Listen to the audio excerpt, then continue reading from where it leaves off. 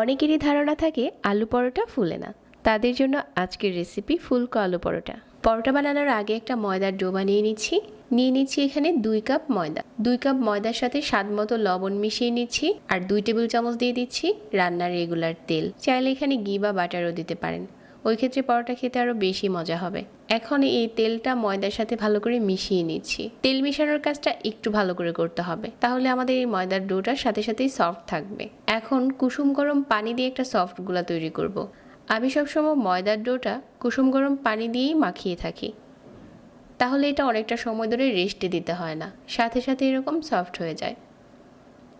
যে কটা পরোটা তৈরি করব ওরকম করে ভাগ করে নিয়েছি, আর এখন এই ডোগুলো কিন্তু অনেক সফট হয়ে গেছে। পরোটা বানানোর জন্য ডোটা রেডি। এখন হচ্ছে এখানে কিছু আলু ম্যাশ করে নিচ্ছি, যেহেতু আলু পরোটা বানাবো। আমি এখানে 2টা আলু আগে থেকে সিদ্ধ করে নিয়ে লবণ দিয়ে প্রথমে হচ্ছে কিছুটা চটকে নিচ্ছি। আলুটা চটকানো হয়ে গেলে এখানে দিয়ে দিচ্ছি চিলি ফ্লেক্স 1 চা চামচ, ঝাল যার যার পছন্দ অনুযায়ী। তারপর দিয়ে দিচ্ছি ধনেপাতা। চাইলে এখানে কাঁচা পেঁয়াজ দিতে পারেন, তবে কাঁচা পেঁয়াজ দিলে পরোটাটা খেতে বেশি টেস্টি হয় না। আলুটা মাখানো হয়ে গেছে, আর এখন এই ময়দার ডোগুলো নিয়ে বেলে নিচ্ছি। প্রথমে কিছুটা মোটা করে বেলে নিচ্ছি, মাঝ বরাবর আলুর পুরটা দিয়ে সাইড থেকে এভাবে করে বন্ধ করে দিচ্ছি। তো ঠিক এরকম করে মুখটা বন্ধ করে দিয়েছি। এখন হচ্ছে হালকা হাতে বেলে নিচ্ছি। বোর্ডে কিছুটা ময়দা ছড়িয়ে দিয়ে এরকম হাত দিয়ে চেপেও এটা পাতলা করা যাবে, এত বেশি সফট হয়েছে। তবে বেলুন দিয়ে করলেই বেশি ভালো হয় যদি আপনি পরোটাটা একটু পাতলা খেতে চান। এই রেসিপিতে আপনি পরোটা বানালে প্রতিটা পরোটাই ফুলকো হবে। ঠিক এরকম করে আজকে সবগুলো বানিয়ে নেব। তো প্রথমে তেল ছাড়া মিডিয়াম আঁচে এপাশ ওপাশ করে ছেঁকে নিচ্ছি,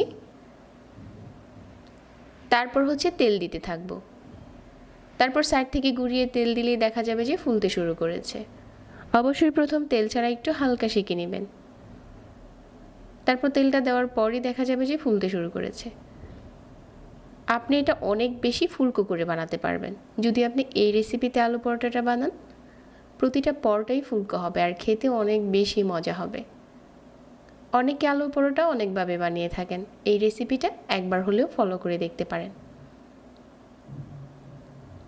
এখন এই প্রতিটা পরোটা অনেক বেশি মোচমোচে হয়েছে উপরটা, আর ভিতরে হয়েছে সফট। তো এভাবে করে আলু পরোটা বানিয়ে বাচ্চাদের টিফিনের জন্য দিতে পারেন, আবার বিকেলে নাস্তার জন্য এই আলু পরোটাটা খেতে দারুণ লাগে। সহজ রেসিপিতে আজকের এই আলু পরোটাটা শেয়ার করেছি। আশা করছি আজকের পরোটার রেসিপিও সবার ভালো লেগেছে। যারা এতক্ষণ সাথে ছিলেন সবাইকে ধন্যবাদ জানিয়ে আজকে এখানেই বিদায় নিচ্ছি। আল্লাহ হাফেজ।